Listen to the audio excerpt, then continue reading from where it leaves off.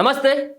మరి కాసేపట్లో ముఖ్యమంత్రి రేవంత్ రెడ్డి గారు ప్రభుత్వ ఉన్నతాధికారులతోటి అలాగే గ్రామీణ అభివృద్ధి శాఖ మంత్రి అయినటువంటి సీతక్క గారితో ఒక ప్రత్యేకమైనటువంటి భేటీ కాబోతా ఉన్నారు. ముఖ్యంగా ఈ భేటీలో ఎన్నికలకు సంబంధించినటువంటి అంశం పైన ప్రధానంగా డిస్కషన్ చేసేటువంటి పరిస్థితి కనబడతా ఉన్నది.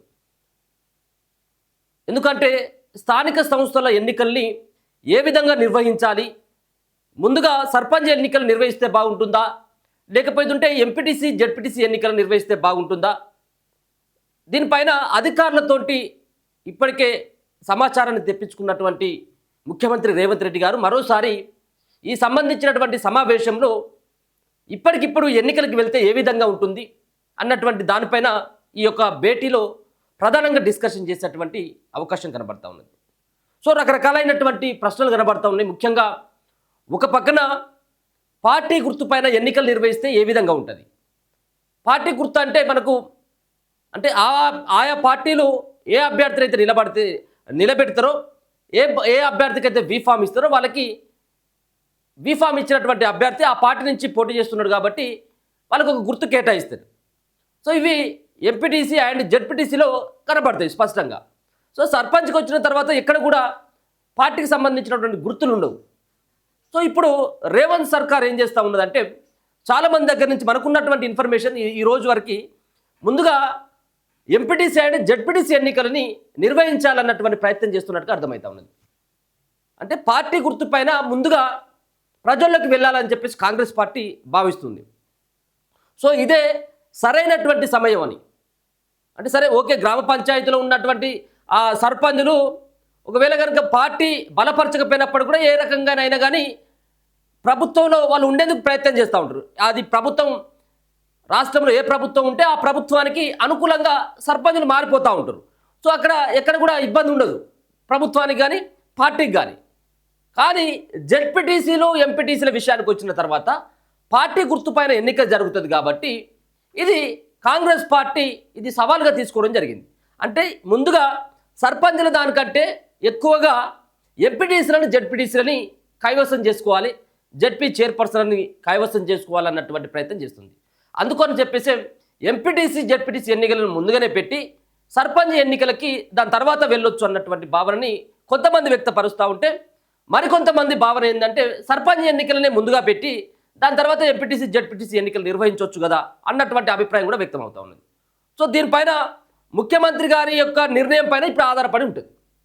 సో ఇలా ఈ భేటీలో ఏ విధమైనటువంటి నిర్ణయాన్ని తీసుకోబోతా ఉన్నారు, ఈ భేటీ ద్వారా ముఖ్యంగా ఈ వారం 10 రోజుల్లో నిన్న కూడా అదే విషయాన్ని చెప్పడం జరిగింది.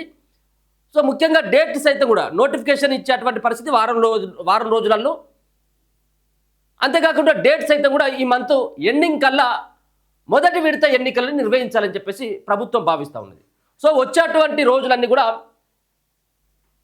ఉపాధ్యాయులు ఈ ఎన్నికలకు సంబంధించినటువంటి విధి నిర్వహణలో పాల్గొనాల్సి వస్తుంది. అలాగే ఎన్నికలు నిర్వహించాలంటే ఆయా స్కూళ్ళని కూడా ఆ స్కూళ్ళల్లో ఎన్నికలు జరుగుతూ ఉంటాయి. ఒక పక్కన 10th ఎగ్జామ్స్, మరో పక్కన ఇంటర్మీడియట్ ఎగ్జామ్స్ జరుగుతున్నటువంటి సందర్భంలో సిబ్బంది కొరత ఏర్పడుతుంది.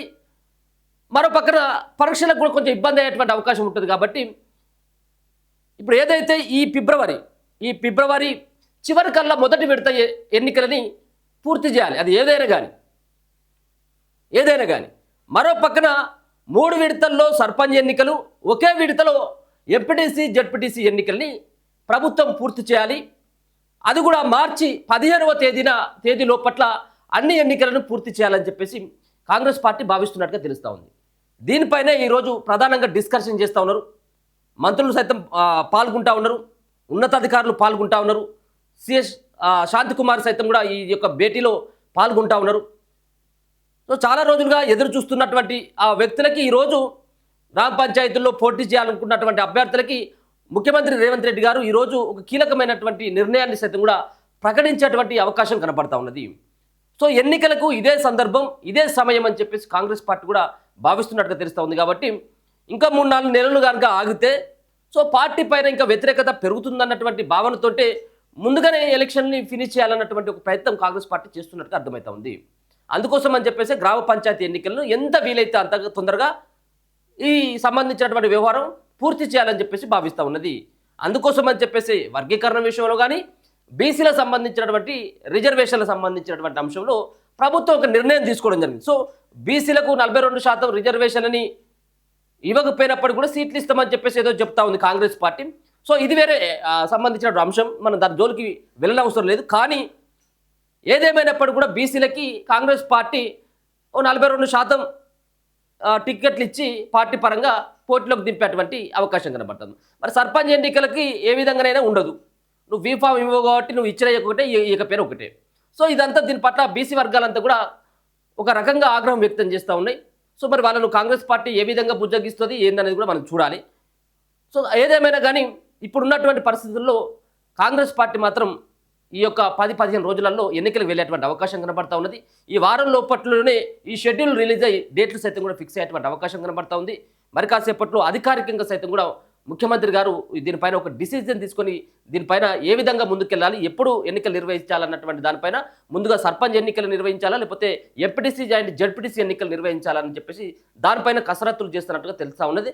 నిన్నటి వరకేమో సర్పంచ్ ఎన్నికల్ని ముందుగా పెట్టాలని చెప్పేసి కాంగ్రెస్ పార్టీ భావించినప్పటికీ లేదు ఎంపీటీసీ అండ్ జడ్పీటీసీ ఎన్నికల్ని ముందుగా నిర్వహించాలన్నటువంటి భావనకి కాంగ్రెస్ పార్టీ వచ్చినట్టుగా తెలుస్తోంది. అందుకోసం అని చెప్పేసి ఒక రకంగా చూసుకున్నట్టయితే గ్రామ పంచాయతీ ఎన్నికలు నిర్వహించాల్సి వస్తే 3 విడతలు నిర్వహించాలి. ఎందుకంటే గ్రామ పంచాయతీలు దాదాపుగా 12,848 గ్రామ పంచాయతీలు ఉన్నాయి. సో వీటిని అన్నింటినీ కూడా నిర్వహించాలంటే కొంత 3 విడతలుగా నిర్వహించాలి కాబట్టి కొంత సమయభావం, కొంత ఇంకా వేరే 3 విడతలు నిర్వహించాలంటే అది వేరే రకంగా ఉంటుంది. సో జడ్పీటీసీ ఎంపీటీసీ ఎన్నికలని ముందుగానే తీసుకొని వచ్చి ఈ 15 రోజులలో జడ్పీటీసీ ఎంపీటీసీ ఎన్నికలను తీసుకొని వచ్చి ఒకేసారి రాష్ట్ర వ్యాప్తంగా ఉన్నటువంటి ఎంపీటీసీ జడ్పీటీసీ ఎన్నికలు నిర్వహించి అవి ఫినిష్ చేస్తే, పూర్తి చేస్తే ఇంకా నెక్స్ట్ సర్పంచ్ ఎన్నికలు ఉంటాయి అన్నటువంటిది ఆ భావనకు వచ్చినట్టుగా తెలుస్తూ ఉంది. ఈ 15 రోజులలో ఈ యొక్క ఎంపీటీసీ జడ్పీటీసీ ఎన్నికలను పూర్తి చేసి మిగతా సంబంధించినటువంటి మంత్ ఎండింగ్లో మొదటి విడత సర్పంచ్ ఎన్నికలను ప్రభుత్వం నిర్వహించాలని చెప్పేసి భావిస్తున్నట్టుగా తెలుస్తుంది. అంటే 25వ తారీఖు వరకు, ఈ నెల 25వ తారీఖు వరకు ఎంపీటీసీ జడ్పీటీసీ ఎన్నికలు నిర్వహించడంతో పాటు ఈ నెల చివరికి అంటే 29-30 తారీఖు వరకు మిగతా సంబంధించినటువంటి సర్పంచ్ ఎన్నికల మొదటి విడతని పూర్తి చేయాలని చెప్పేసి కాంగ్రెస్ పార్టీ భావిస్తున్నట్టు తెలుస్తుంది. ఇదే మేబీ ముఖ్యమంత్రి రేవంత్ రెడ్డి గారు ఈ భేటీలో ఇదే సంబంధించిన అంశం పైన ఒక క్లారిటీ ఇచ్చేటువంటి అవకాశం అయితే కనపడతా ఉంది. చూద్దాం మరి ముఖ్యమంత్రి నిర్ణయం ఏ విధంగా ఉంటుంది. ముందుగా మనకున్నటువంటి సమాచారం ప్రకారం అయితే ఎంపీటీసీ జడ్పీటీసీ ఎన్నికలనే ముందుగా వెళ్ళేటువంటి అవకాశం అయితే కనపడుతున్నట్టుగా నాకైతే అనపడతా ఉంది. చూద్దాం మరి ఏ విధంగా ముఖ్యమంత్రి యొక్క నిర్ణయం ఉంటుందనేది కూడా మనం చూడాల్సినటువంటి. సో ఇదే కాకుండా ముఖ్యంగా రిజర్వేషన్లకు సంబంధించినటువంటి అంశంలో అంటే ఇప్పటికీ 50% రిజర్వేషన్ని మించకూడదని చెప్పేసి సుప్రీంకోర్టు తీర్పు ఏదైతే ఉందో దానికి అనుగుణంగా అంటే ఎస్సీ ఎస్టీలకి రిజర్వేషన్ బోను, ఎస్సీ ఎస్టీలకు ఉన్నటువంటి రిజర్వేషన్లు 27-28% రిజర్వేషన్లు బోను, మిగతా ఉన్నటువంటి 22% రిజర్వేషన్లని మండల వారీగా విభజిస్తూ సంబంధించినటువంటి ఆ మండలంలో ఏ విధంగా బీసీలకు రిజర్వేషన్లు ఇవ్వాలన్నటువంటి దానిపైన కసరత్తులు ముమ్మరం చేయడం జరిగింది రాష్ట్ర ప్రభుత్వం. సో ముఖ్యంగా దీంట్లో మనం చెప్పాల్సింది ఏంటంటే గతంలో ఉన్నటువంటి రిజర్వేషన్లు ఏవైతే ఉన్నాయో, సో గతంలో ఉన్నటువంటి గ్రామ పంచాయతీల్లో ఉన్నటువంటి రిజర్వేషన్లో సరే మొత్తం మారకపోయినప్పటికీ కూడా ఆ రిజర్వేషన్లో దాదాపుగా 50% సంబంధించిన గ్రామాల్లో గతంలో ఉన్నటువంటి రిజర్వేషన్ ఇప్పుడు ఉండకపోవచ్చు అనేది తెలుస్తూ ఉన్నది. గతంలో ఉన్నటువంటి రిజర్వేషన్ గతంలో బీసీకి ఉంటే ఇప్పుడు ఎస్సీకి ఉన్నట్టయితే ఉంటే బీసీకి. సో ఇక మిగతా ఉన్నటువంటి ఏదైతే ఎస్టీ కోట ఎస్టీకే ఉంటుంది, ఎస్సీలకు సంబంధించినటువంటిది వాళ్ళ కోట వాళ్ళకే ఉంటుంది. కాబట్టి దానికి ఎక్కడికి కూడా ఇబ్బంది ఏం లేదు. కానీ బీసీలకు ఉన్నటువంటి ఆ రిజర్వేషన్లో అంటే జనరల్ స్థానాలు ఏవైతే ఉంటాయో ఆ జనరల్ స్థానాల్లో కొంత బీసీలకు కొంత కలిసి వచ్చేటువంటి అవకాశం కనబడతా ఉన్నట్టుగా మనకైతే అర్థమవుతా ఉంది. ఈ రిజర్వేషన్ కూడా మండలాల వారిగా విభజించి ఎట్లా ఇవ్వాలన్నటువంటి దానిపైన అధికారులు ఇప్పటికే 15-20 రోజుల కానుండి ఇప్పటికే ఆయా మండలాల్లో ఉన్నటువంటి రిజర్వేషన్ను ఏ విధంగా చేయాలన్నటువంటి దానిపైన పూర్తి నివేదికను రాష్ట్ర ముఖ్యమంత్రికి ఈ సంబంధించినటువంటి భేటీలో అందజేసేటువంటి అవకాశం ఉంటుంది. కాబట్టి సంబంధించినటువంటి మండలంలో గ్రామానికి రిజర్వేషన్ వర్తిస్తుందన్నటువంటి దానిపైన కూడా ఈ భేటీలో చర్చించడంతో పాటు దీనిపైన ఒక రకంగా క్లారిటీ వచ్చేటువంటి అవకాశం అయితే కనబడతా ఉన్నది. చూస్తూనే ఉండండి మన తొలి వెలుగు.